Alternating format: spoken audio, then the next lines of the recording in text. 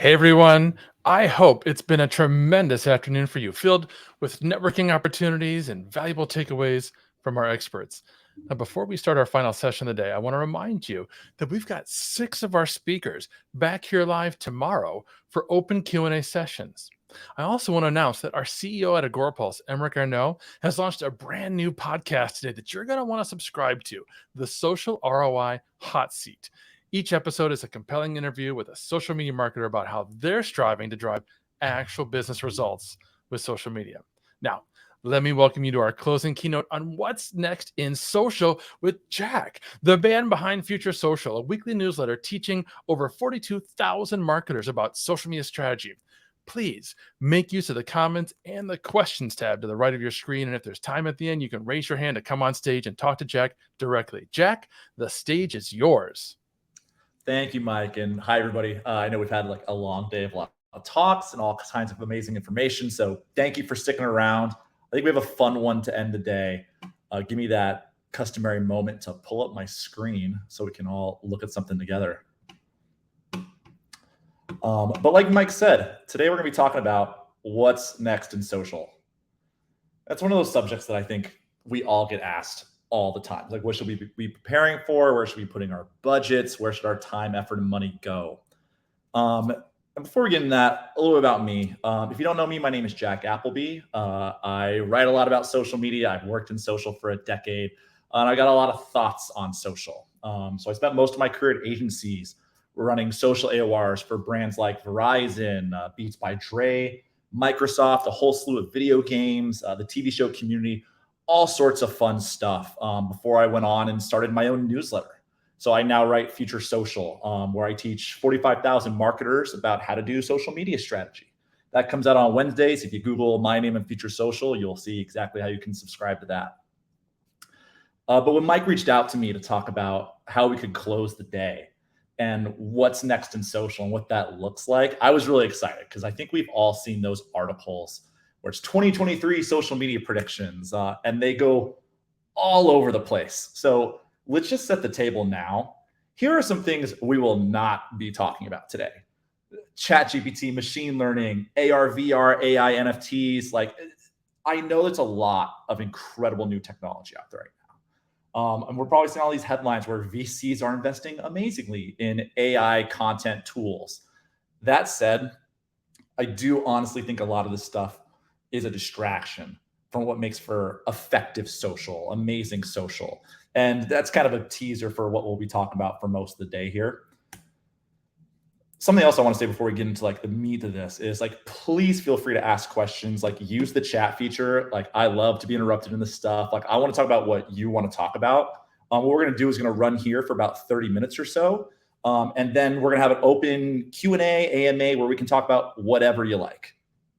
So without further ado, if my slides want to advance, which would be great.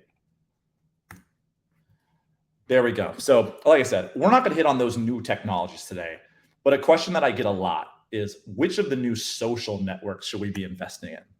And there's a lot. Like when we hear about TikTok potentially getting banned, or however you may or may not feel about Elon's Twitter, there are now all these new social networks emerging, like Be Real or Lemonade from the same makers as TikTok.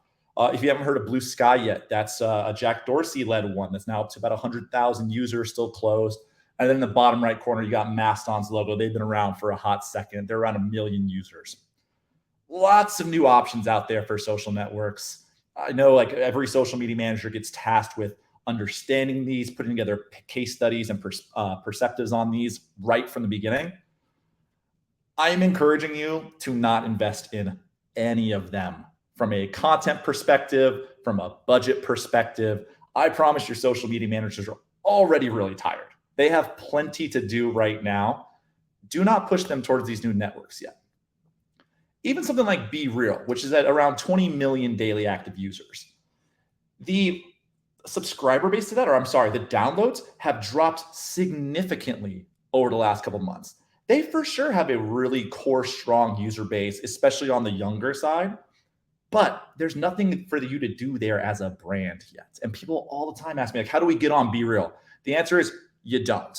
And one of the big rules with these social networks is You don't get onto a new social network until it achieves scale, where all that time and budget and manpower that you dedicate to these content platforms can actually reach a significant number of users. You literally can't achieve virality on platforms this small.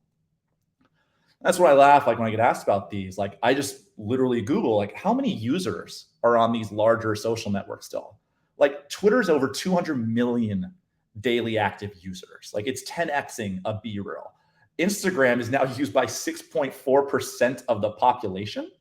Like these networks are humongous. And I know Facebook's not the sexiest platform for marketers to think about anymore, or at least organic content marketers. But like you can't overstate the scale that the existing social networks have over any of the emerging platforms. And none of us have truly utilized these platforms to the best of their ability yet. So I want you to have takeaways from each of these points as we go through the presentation. Like, should you invest in new social? Like, to me, it's a pretty plain no. Like, you will not get the bang for your buck out of them. Before I go on to the next point, there is something I do want you to do with all of these new social networks as they emerge, is go squat on the handles for your brands. For all four that I just showed you, for any new ones that emerge, it is worth taking that 10 minutes out of your day to make sure whatever brands you work for, you have handles reserved just in case, or more importantly, so no one can impersonate you on those platforms. So we've covered what's new. Another question I get quite a bit is like, aren't the big guys going down? Like what's going to happen with some of these major social networks? Twitter tends to be like a very large question there. Again, thanks to our good friend Elon Musk, who has certainly given me plenty to write about over the last 6 months. To me, Twitter's not going anywhere. It does have a very significant, important user base. And within the larger ecosystem of social media, it plays a unique role. You have Instagram, you have TikTok, which are these video, photo-based networks. Twitter really is the primary text-based social network. It is still the place where people discuss politics and news at a much higher clip, even as TikTok increases like its validity in those areas. Twitter's not going anywhere. I'll also say that, again, you'll find I'm clearly not a big Elon fan. They have launched some new features that are very valuable for you as marketers. Things like long-form tweets. Yes, you have to pay for verification now, but some of the new verification features are quite good. Even the very expensive gold checkmark has some really unique features that certain types of companies should really consider. I think the big one here too is your customers really do expect you to be on these primary social networks. Maybe that doesn't mean you've got to be posting daily content, but I do think your customers will assume they can get a hold of you or see what's going on, let's say, the top 5 US social networks. So I would say, don't worry about getting off Twitter. You've already built an audience there. There's no reason to abandon that audience at this point. So that brings us to the other one. And this one's been a lot more, let's just say, political. Is TikTok going down? To me, it's not. And I know that there's lots of things out there. It's been banned on many federal devices. It's being banned at the state level on occasion now. And there's a lot of questions about this. To me, if your brand is currently on TikTok, you need to stay the course until the day the lights go out. Mostly because the organic reach of a TikTok is significantly more than any other social platform. Like it's 10x. There's no reason to get off of these until you have that true reason to. So again, that one's simple. Please, I'm begging you, keep with these platforms for now. And this is where we get to something I just hinted at with that last slide, is organic reach is getting better and better. And this is much to the relief of people I'll date myself. Like my first campaign I ever ran on social media, native video was brand new to Facebook. And boy, have things changed. But suddenly we're in this era where you can actually reach not only your customers again through organic content, but you can reach new users for the first time in a long time. And that's because of this new shift towards a social graph, or to an interest graph, I should say. So traditionally, a Facebook, a Twitter, and Instagram, those are social graph networks where you click the follow button and the content in your feed is an algorithmically curated view of the people you follow, save for a couple ads here and there. TikTok famously a couple of years ago brought about the For You page, and probably the strongest algorithm we've seen in content, period. And what that did was they understood what you wanted as a viewer more than anybody else ever. And they ended up getting more people staying on their app much longer than Instagram. It was TikTok's usage was 3x on a daily basis of Instagram at one point. And that's why Instagram went with Reels. And if you're not a regular Twitter user, you don't know that Twitter now has a For You feed of their own.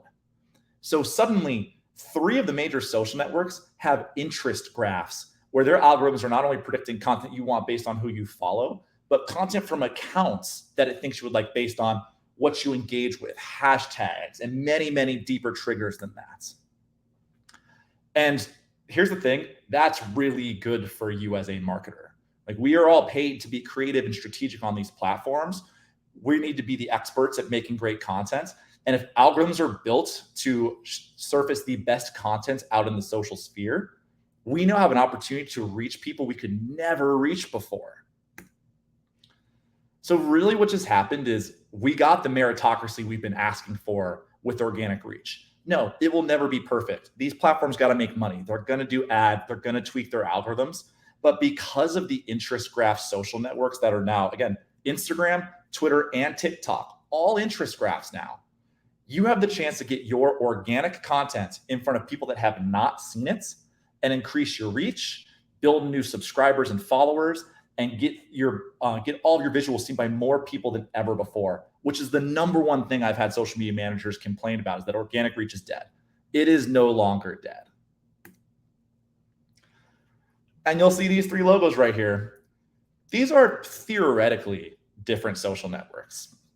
Are they though? Like TikTok, Instagram Reels, and even YouTube Shorts now. I mean, this is what I wrote about today in my newsletters, that YouTube Shorts is functionally the exact same as Reels and TikTok. You have the chance to push your content, the same piece of content, across all of these platforms. I have a buddy who I worked with at one of my agencies. He met a girl who had a dog, and she wanted the dog to be Instagram famous. Dog now has 550,000 followers on TikTok. They decided they should try their hand at YouTube. In 3 days of YouTube just reposting their TikToks as shorts, 20,000 subscribers. Like, you can make the same content across all these platforms and see big results. We'll see if we can get a little video to play here. If you follow me on Twitter, you probably know I have a fascination with Mr. Beast because I just think he's, frankly, the best content creator we've ever seen. Yes, he's got his specific shtick, but if you see him speak in interviews, he talks a lot about the mechanics that he uses to create very engaging long-form content. And I've always really loved this quote from him. We'll see if this video plays. It's weird. I haven't heard a single person talk about it. This is the first time where content can actually go viral on every single platform. And you don't have to film a video for Facebook, film a 12-minute video for YouTube, film a sub 60-second video for TikTok, write a tweet for Twitter, and post this on Reddit. You can just do the same thing on every platform. And the fact that your content has gone viral on multiple platforms regularly means that virality is not accidental. So I really want us to process that. Like, this is the reality of content now. And it's very controversial what we've always been told. We've always been told that each platform needs truly unique content, that TikTok culture is very different than Instagram culture, is very different than Facebook culture. And while sure, there are different sects and niches within these platforms where people develop their own tastes, for the most part, good content really does play in all these networks. This is why TikTok will go viral again, even on Twitter, because it's just funny or entertaining or educational content. So as you look at what you want to accomplish in the next year, really think about truly the storytelling of your vertical video content. It's not about what's next in 10 years in social, because we're going to keep doing this kind of stuff. And this is where true effectiveness comes from. It's weird. I haven't heard a single person talk about it. So that's all a very long-winded way of saying, should you invest in organic content? Yes, like absolutely more than ever.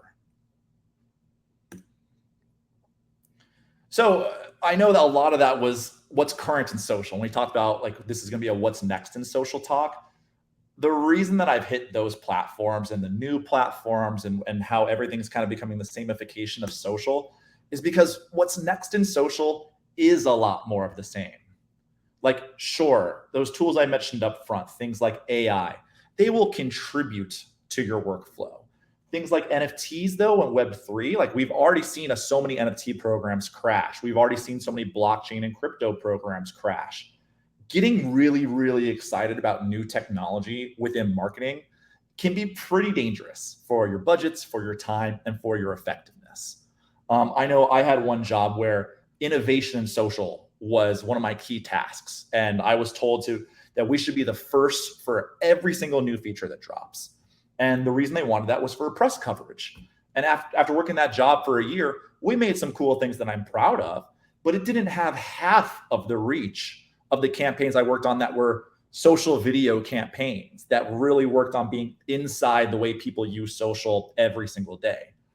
If you innovate just to get PR, just hire a PR team and work with them with your products. Like using social in an innovative way just to get views for press is not that effective. And that's where you'll always see me really encouraging you to think about what's next in social as what is currently happening. Stick to the very near future.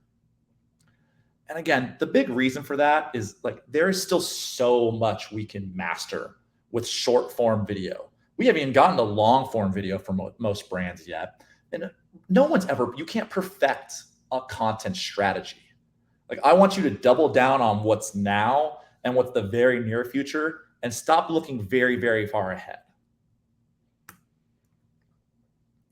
So those are the big points I want to take away. And I'm sure you figure out like I'm a big fundamentals and social guy. I wanted to include a couple of fun ones at the end here before we get more into the Q&A part of this. And this one might be spicy, and let me explain it first. So I do think over the next year or two, we're going to see content creators begin to displace social media managers. And I want to break down what that means exactly.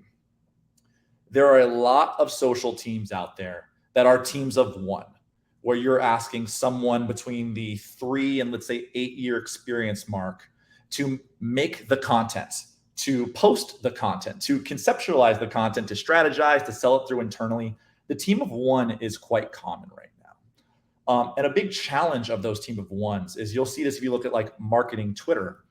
A lot of the social media managers always talk about how they can't do anything well because they're being asked to do everything at the same time. The other challenge is they're not developing the expertise in one category or 2 categories because they have to do everything. And as we look at the responsibilities of a social media manager, everything I just listed, at the end of the day, what's more important than anything is the content compelling?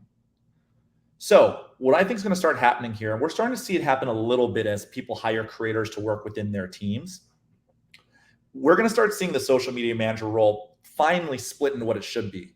People who make content, and that's their expertise, and then people who are on the mechanical side, who are posting the content, who are handling the coordination. And that the coordination tends to be like an entry-level social job. What I'd encourage social media managers to do is if you want to make the content and want that to be your expertise, really start leaning into that now. Start working on your skills. Get out of Canva and into Photoshop and Premiere. Get into Illustrator. Start taking storytelling courses. To me, some of the best ways to learn how to make content are to look at creators or to take classes. I took master class to take Aaron Sorkin's screenwriting class, and that made me a better marketer and content creator. So SMMs, really consider doubling down on a single skill set, because the content creators are definitely coming for full-time jobs within brands. Slightly related to that, the on-camera social pro is becoming more and more common. Reason being, to win on a channel like a TikTok or an Instagram reel, the human face matters a lot. And we've seen social tends to go to quote unquote young professionals. Suddenly someone with 5 years experience is a de facto spokesperson for their brand. And frankly, it's probably the best way to go about winning on a TikTok as a brand. Nerf did a really famous campaign where they were hiring a chief TikTok officer. And I forget their name of who they hired, but they are solely in charge of that TikTok account now. And all the content comes from them. They are naturally associated with that brand. I mean, and this goes back to for those of us that remember HQ Trivia during that 6-month period to a year where we all shut down our lives every day to play that game on our phones. Scott Rogowski was the original version of this. Somebody who was the face of an app or a brand and drew you into that. So I really do think we're going to see more and more young marketing professionals be asked to be the face of their brands. And as a brand, you should prepare for that. Do you want to media train some of your young pros if they're going to be on camera? Do you want to have specific guidelines for that? This is coming. It's a strategy you should prepare for. And then finally, before we start getting to Q&A, and again, like, please feel free to drop stuff in the chat. Like, I'd love to talk to you guys about whatever's on your mind today for social. YouTube, I think, will become part of your social team's responsibility.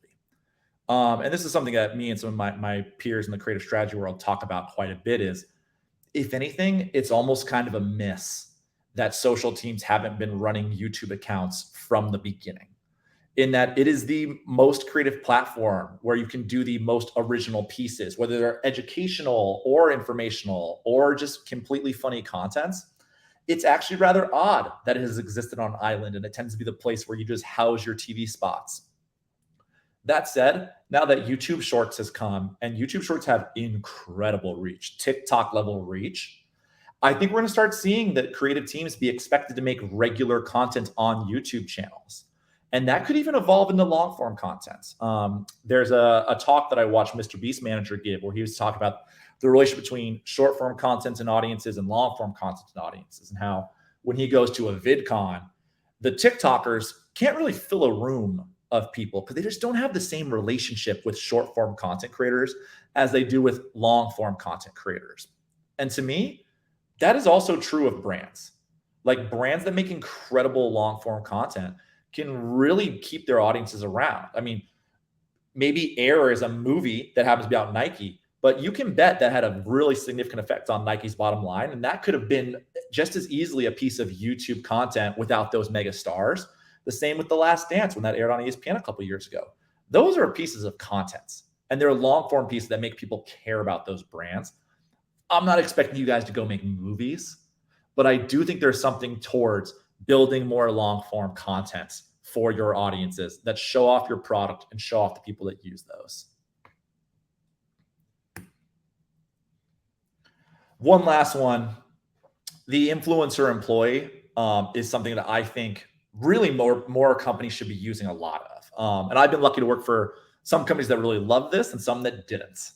So what I mean by employees as influencers, we've all heard about personal brands. We all have public presences now. And if you work in social or marketing, you probably are at least accidentally building a following because you understand best practices for content. No one can be a better influencer for your company than someone who works there and is happy and can say firsthand, like, I love my job. And I've used my own personal social for this for many different ways. I worked at one agency where I brought in over $1 million in work through Twitter DMs. And I was a happy employee there, and the brands wanted to work with me and my team straight from social. I've recruited people to my agencies from that. Then I've also worked at places that were, we'll say, a little more corporate. And if you look at my LinkedIn, you can guess who didn't want me to exist publicly. To me, the companies who actually empower their employees to go out there and speak the good word on their company are going to bring in not only new employees, but better business to each brand that you work for. And I think it's something that's worth considering for all of us. And that's the show. That is my 25-minute rant on what's next in social is really what's current in social. I really hope that we all continue to just look at what's happening on these platforms, get really, really excited about just the state of current content. Stop trying to figure out what's next in 5 years, 10 years.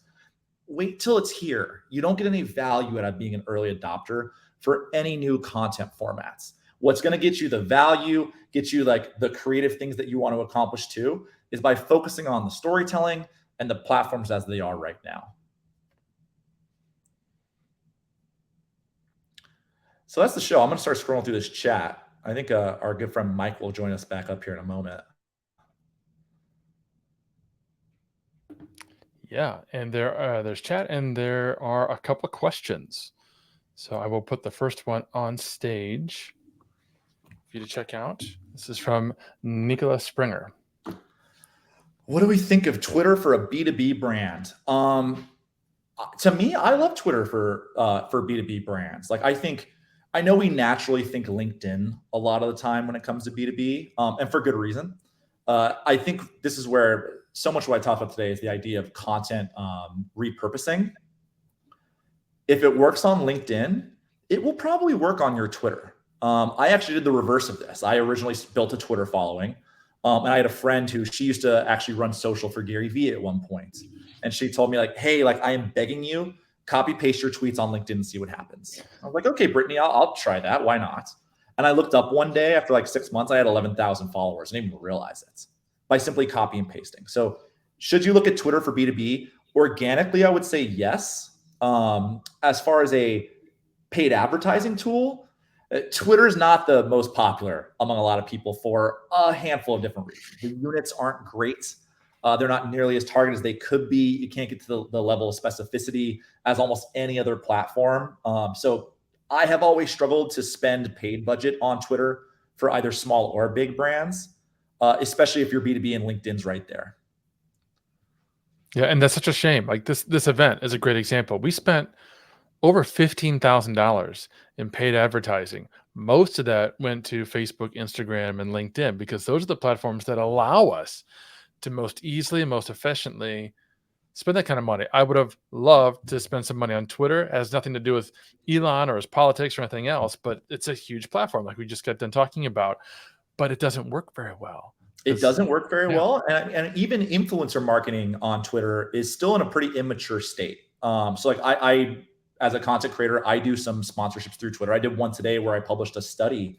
I would say most brands aren't briefing creators to make Twitter content that will engage well while still promoting the cause.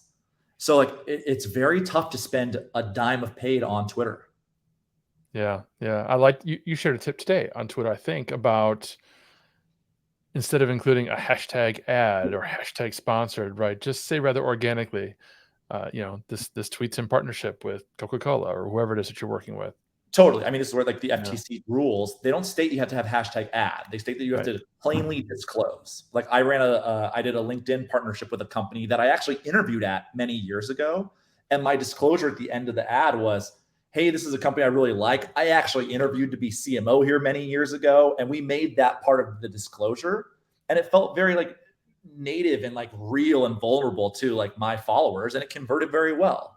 So like you can, I post that on my Twitter. My Twitter is at J Appleby if you want to see the study that Mike's referencing. Awesome. Thank you, Nicola. We've got another question from Panaz. Let me bring it up on stage. And if you can see the whole thing, but she says, what are some ways to balance your personal brand and company brand content on LinkedIn? And she says in parentheses, and this is totally true, company pages don't perform that well on LinkedIn. Go figure.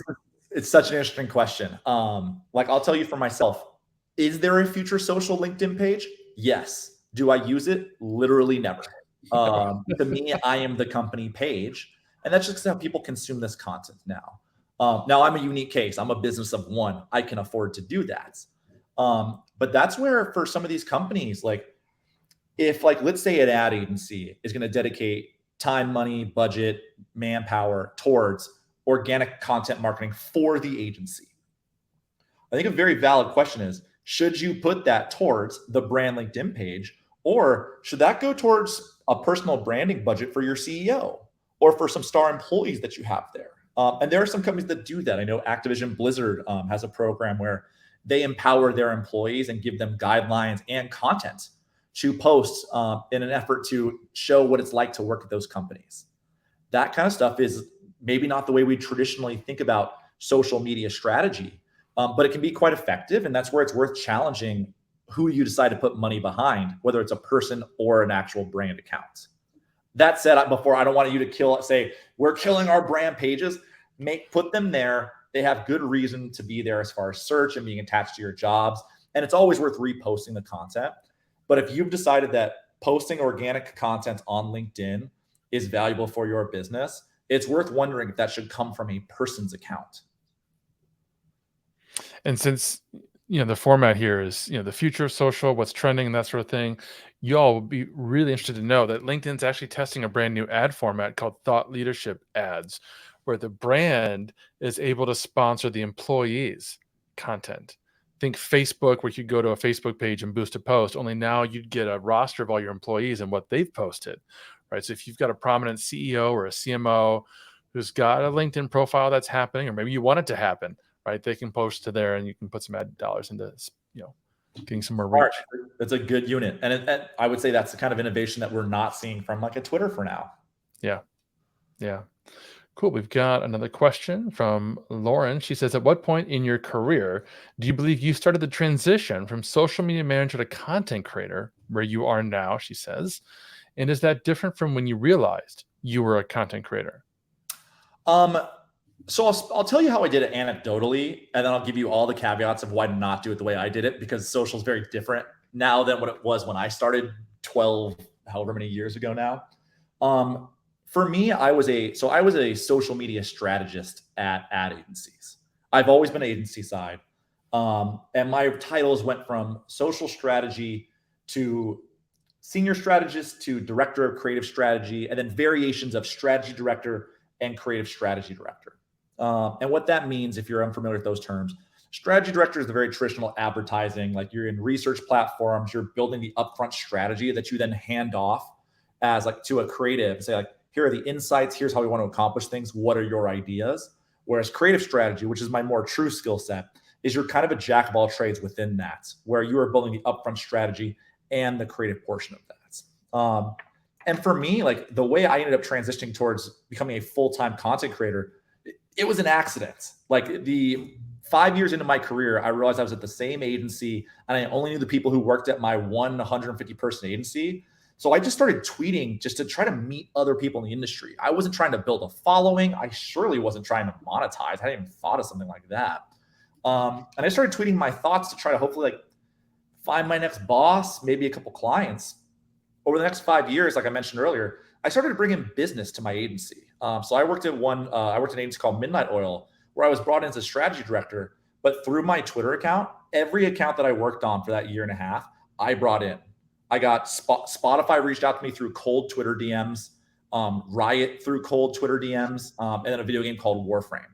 And that's who I worked on for that year and a half. And that's where like it is worth investing in content if you have aspirations for how you're going to expand your career, not to become a content creator, but because it's the strangest career insurance you never knew you'd want. As far as how like when someone, if they want to stay internal, transitioning from a social media manager to a content creator, I'd say start today. Like most of the SMM jobs, you're being asked to do a lot of things, but I have found, and again, everyone's job's different. A lot of times you are asked to prioritize your own time, hours, and efforts. And I think the good of that is you get to show your bosses how you think you're most effective. And it takes some confidence, it takes some practice to show them this is how I want to spend my time. But the reality is doing better content is what will get you better results anyway. And that's all your bosses want. So to me, the ways to learn that, I love Colin and Samir, are YouTubers worth watching. They interview creators and talk about exactly how they became who they are and what tactics they use. I would Google, this sounds silly, every Mr. Beast interview is worth reading. Like I have learned something, like I've been doing this for a very long time. I've picked up many tricks in the last 6 months just from reading his contents. And then this one tends to be a little more controversial because some people, when they finish their social job, want to get away from their computers and touch nothing technological. I'm someone who, like, to me, social media are my art projects. So like the second I'm done with this, I will go back to editing basketball videos because I've been trying the silly basketball TikTok idea I've had. So that's to say that another great way to do this is just start experimenting on your own. Most of the things that I've started using on brand accounts over the last 10 years are things I actually toyed with on my personal accounts first. Awesome. And there's a perfect follow-up question from Alex. Let me bring it on stage. He asked, with a lot of social media managers being a team of one, where do they level up to in an organizational structure? Is the social media director to CMO pipeline real? This is the golden question, isn't it? It's very tricky. And this is where, like, I have so much heart for social media managers. I think there's so many really talented SMMs out there in the world who, like, even though I mentioned they're being asked to do too much, like, really wonderfully talented people. The reality is most orgs still do not know how to elevate a social media manager. And that's one of the reasons why you'll hear me, like I do. So I run a free career coaching program where I'm trying to hit 100 free hours given this year. And it's almost exclusively with SMMs. And something I always coach on is finding the area of the SMM job that you love most, and then seeing what the opportunities are within that skill set. Like when I meet somebody who loves the organizational side of working a social media manager job, I'm immediately pushing you towards project management, production, like getting certification degrees in those categories, because good project managers are hard to find.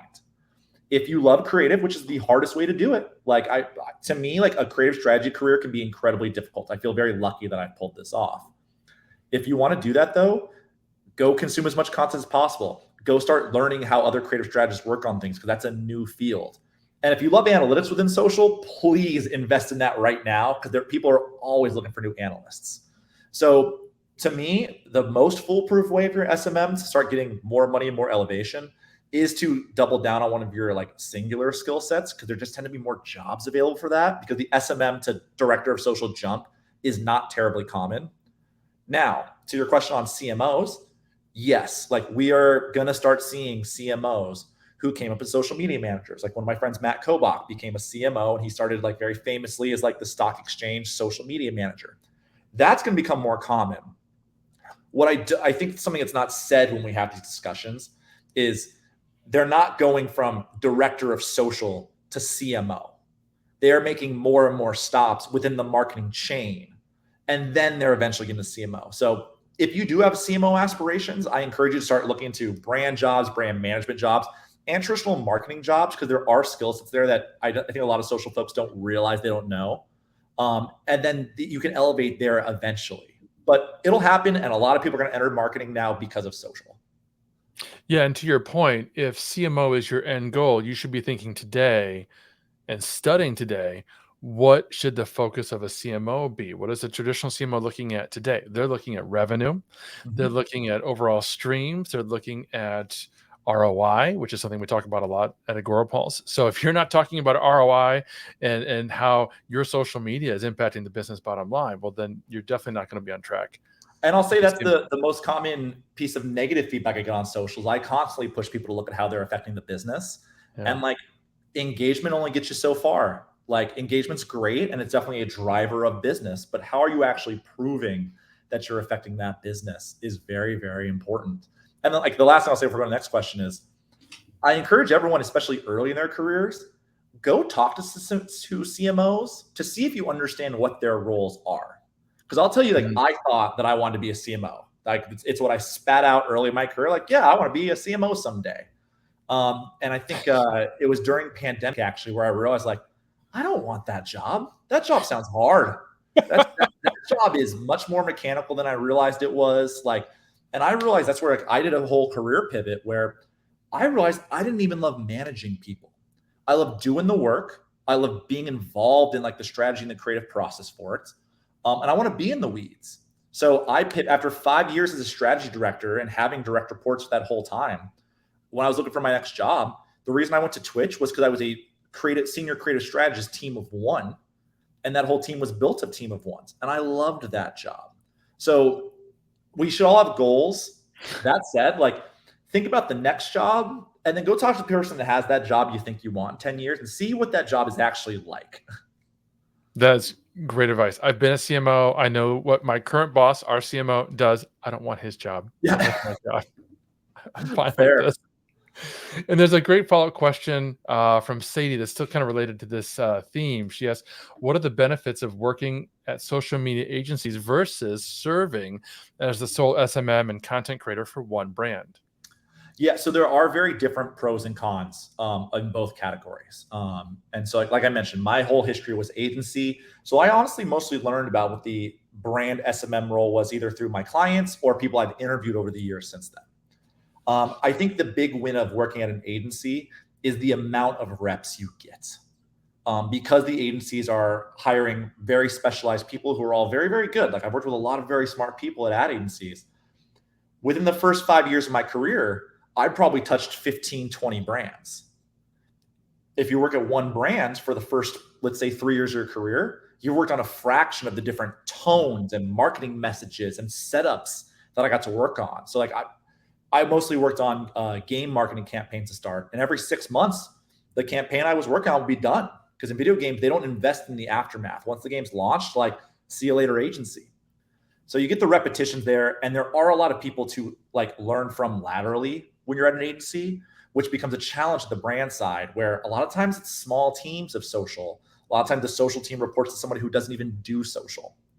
Now, that said, work-life balance is a whole lot better on the brand side, even for social media managers of one, with the exception of a couple industries. Sports comes to mind. Working on those individual teams, I'll say, if you're on those individual brands, if you aspire to be a CMO someday, that might be more of the route to go, because you'll be exposed to more of how those companies work. Because for a weird reason, agencies and brand, they don't necessarily play as nice as they should as far as the crossover between jobs. Yeah. Make no mistake, people from both sides can do both jobs. But for whatever reason, like, oh, we're looking for someone with brand experience, or, oh, we're looking for someone with agency experience. If you find yourself like wanting to go down one path, I'd say transfer over as soon as you can.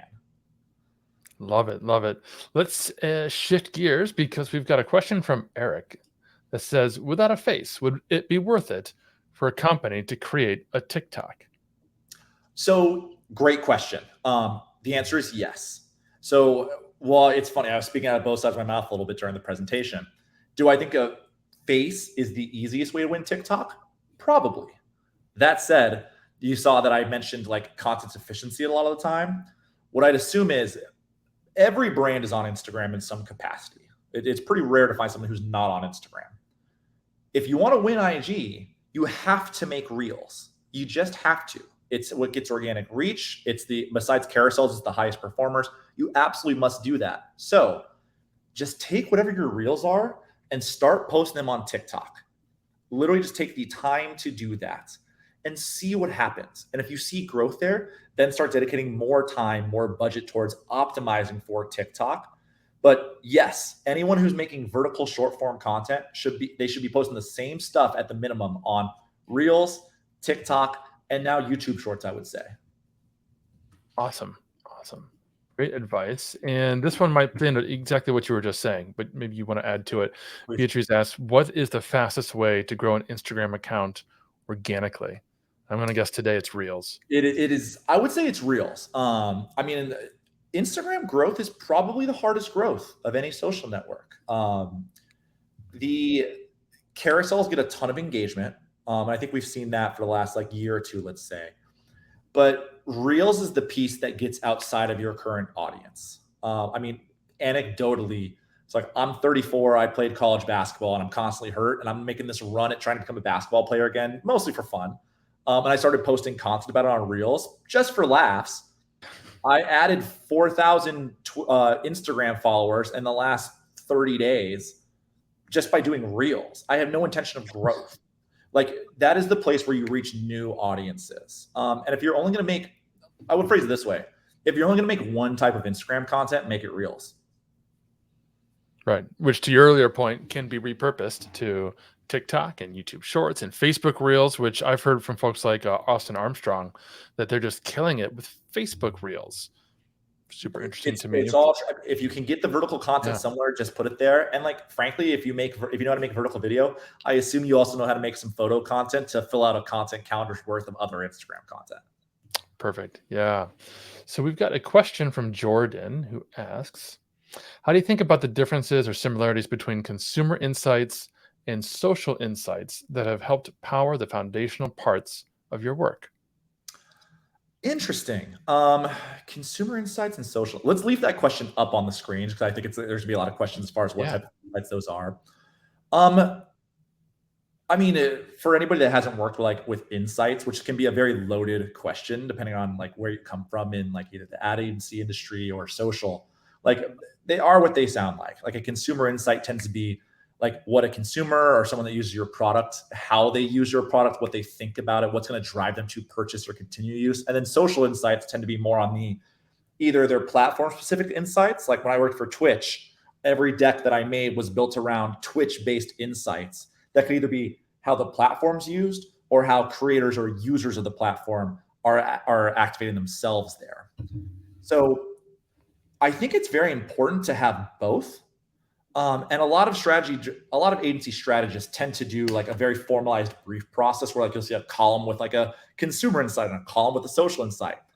I was not trained traditionally, so I really never did it that way. And I would build these decks of storytelling where I kind of hit on all of the above. I'd say you do like some of my biggest campaigns were mostly a consumer insight that we then broadcast on social, basically, where they weren't like we did social best practices, but it wasn't rooted in like some niche Twitter trend or anything like that. And I think those ones do tend to be the most effective just because they're the ones that like lean into what your audience actually wants from your brand. I'll say my fear of social insights is that I do see I see social insights conflicting with, let's call them like niche trends a lot of the time, where I see people get, let's say, like off base in their marketing because they're really excited about a format that is trending on a TikTok or a Twitter or an Instagram Reels. And then they're kind of duct taping who their brand is and what consumers want together into that. So like I would always start with consumer insights and then social best practices versus the opposite. So like Jordan, I'm curious if that answers your question. Like, please feel free to throw another one in the chat if you would like an elaboration on that. Yeah, awesome. So this is funny because I heard you say this.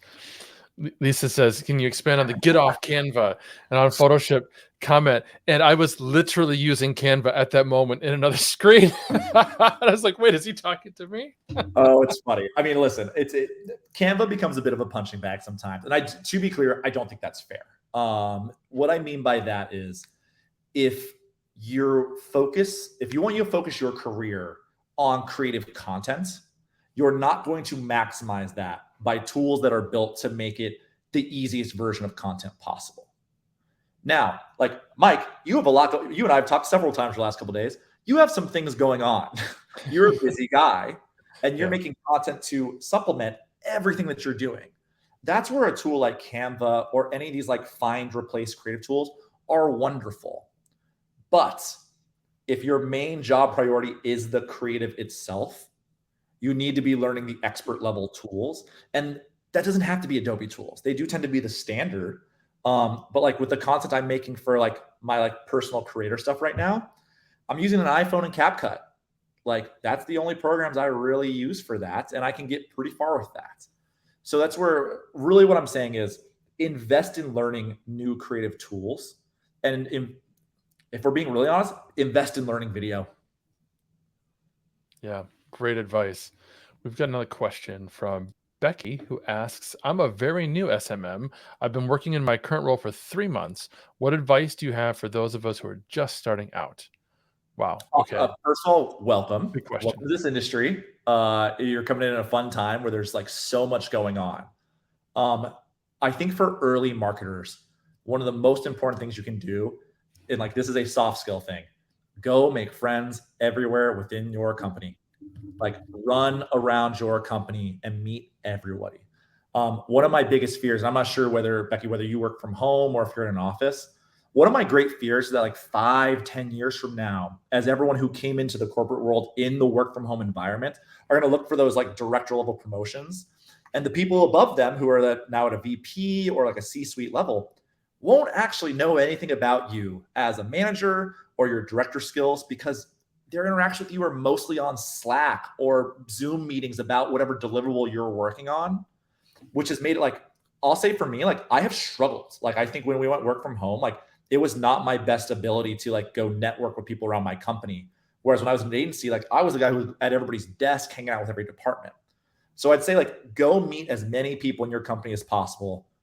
Another one I'd say is like take feedback from everywhere. Like ask for help. Ask people to give you like their advice on things. Take it to heart. Don't let it get you down because we all got to learn this stuff. And I made so many mistakes the first 5 years of my career. But if you're open to feedback, like you can advance quickly. And it's also an incredible relationship building tool. So like those are on the soft side. On the actual skill-based side, even though you're only 3 months in, I would encourage you to start like really actively thinking every day about what you enjoy most about your job. And then either continue to try to apply that at your current job, or as you get 1 year, 2 years, 5 years into this, see if there's an area you want to lean into more for that next job. Love it. And just to build on that first point you made, I would say also network and build relationships with peers and Yep. colleagues outside of your business, particularly in this kind of an economic environment where layoffs and those kinds of things are happening all the time. If you've got folks who can make an introduction to another company or you could learn from, so valuable. And I'll add to that. Yeah. Lateral networking is like a very underrated move.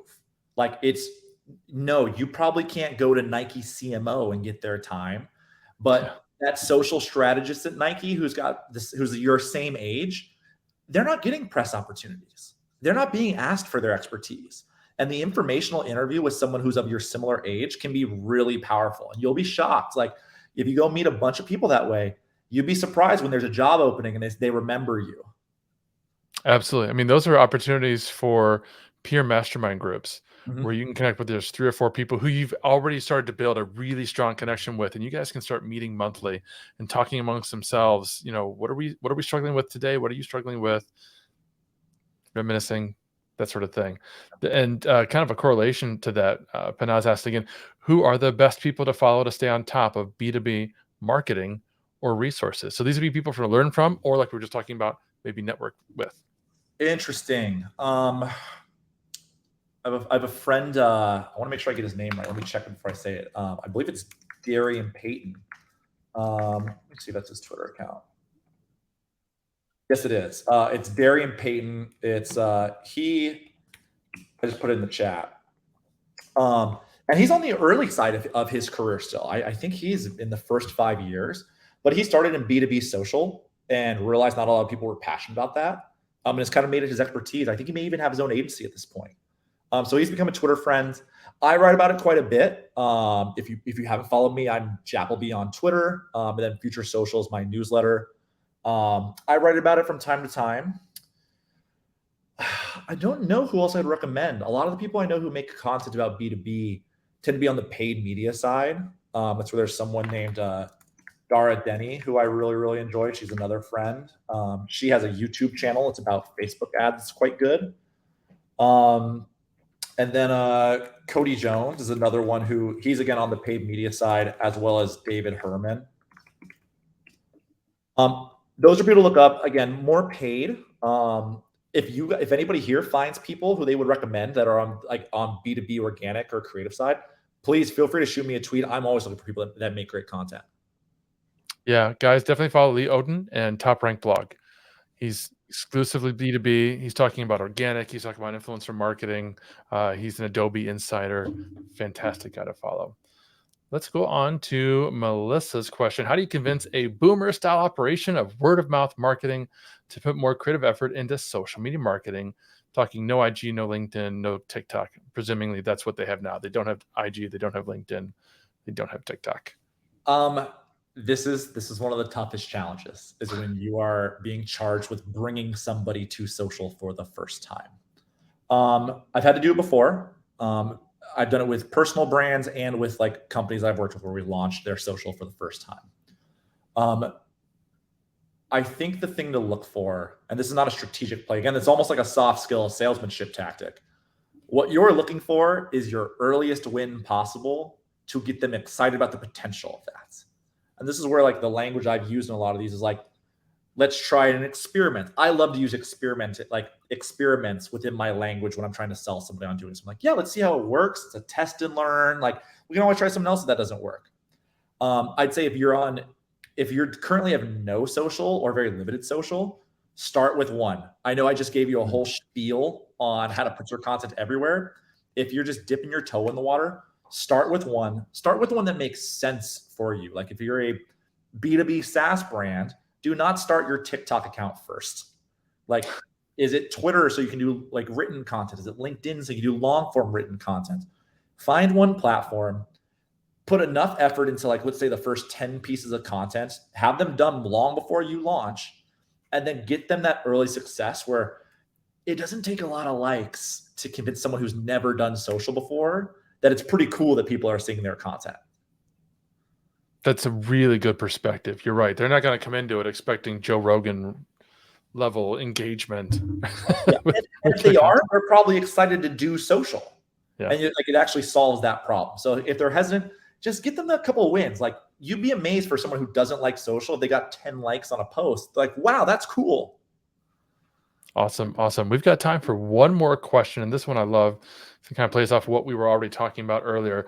What would you recommend for us introverts to make meaningful connections with other marketers and social media experts, or even with peers and clients? And at the I love opening peers. keynote, we had Matthew Pollard, who was talking about selling for introverts. So I'll just mention real quick, we're going to have an entire summit all about selling as introverts and the Introverted Sellers Summit. That'll take place September 11th through the 15th. But Jack, what do you think? I mean, so you would not know it based on how we're interacting right now. But for me to get to like this level of comfort with this kind of stuff was a whole lot of therapy and a whole lot of like public speaking classes. Like, and I even took improv classes to get better at this. Like, I am natural, like I am extroverted, but I'm an extrovert who's introverted. I need a lot of time to recharge on my own. And frankly, one of the reasons why I started using Twitter to network was because I was more comfortable communicating through words than I was like going up to strangers. Like, I mean, a joke among my friends, like, they're like, we never saw you talk to somebody at a bar until you're like 26. Because I was painfully shy for a very, very long time. And that's why I use social. So I'd say, like, as the, like, within the larger world of advertising, there's lots of ways to meet people where is it through like your written word? Is it like, do you like blogging? Do you like writing long form content you can just post every once in a while? Does Zoom feel safer to you than a coffee meeting? Like, does one-on-one feel different than groups? Like, I can tell you, for me, like, one-on-one became really easy for me. But like, I was at an event this morning where I knew one person there. You can bet I clung on to them as my safety blanket. So I would say, like, consider what makes you most comfortable. Like, at a networking event, when I get invited to something, I will always ask for a +1. So I have the safety blanket person with me. And that makes me more normal, like a more social human being. And then within orgs, I would say this is where, like, there's parts of it that are going to like just be tougher, and that you need to like make a plan for yourself for what is the most comfortable way for you to get close with your boss. Is that to have separation? Like, something I've realized about myself is, if I don't get some personal time with people I'm working with, I don't get fully comfortable with them, no matter how much work we do together. So I've had to force myself to find, like, can I get a drink with you? Can I get a coffee with you? Do you want to come to this thing I'm going to? And that makes me as normal of a human being as possible. 100% agree, because I'm the same way. I mean, there's a reason why we had a 15-30 minute tech check call before we got on this call. Plus, we had a call before I even brought you on as a keynote speaker, not just to check the tech, but also so that you and I would have some time to chat, right? So that we can have a comfortable conversation here. Because if you and I had never met and never spoken, this would feel very different right now, this conversation. Absolutely. Yeah. Definitely. Cool. And I know we're like running out of time here, but like, Yep. I would say for anybody, like, first of all these questions are like wonderful. And one of the reasons why I love doing this stuff, and one of the reasons I publish, is because I think one of the big challenges of the marketing world is these questions exist and no one's getting answers for them. Like, bosses aren't giving them to you. Like, college sure as hell didn't give them to you. So like, if you have more questions like this, like, please feel free to find me on like LinkedIn or Twitter. Like, reply to me. I do my best to reply to every message. Like, I'm around if you have questions about this kind of stuff. Love it. Love it. And yeah, that's it. That was amazing, Jack. Thanks again from all of us here at Agorapulse and the Agency Summit fam. I'd like to thank our platinum partners, Meta and TikTok, and all of our sponsors and partners for their support. In particular, let me give a shout out to our media and our community partners. That's the AMA Phoenix chapter, AMA St. Louis, Social Media Pulse community, and the Digital Agency Network. And a special thanks to the rest of the team here at Agorapulse and our virtual event platform, AirMeet. And I hope to see all of you tomorrow during our VIP fireside chats. Thanks a lot.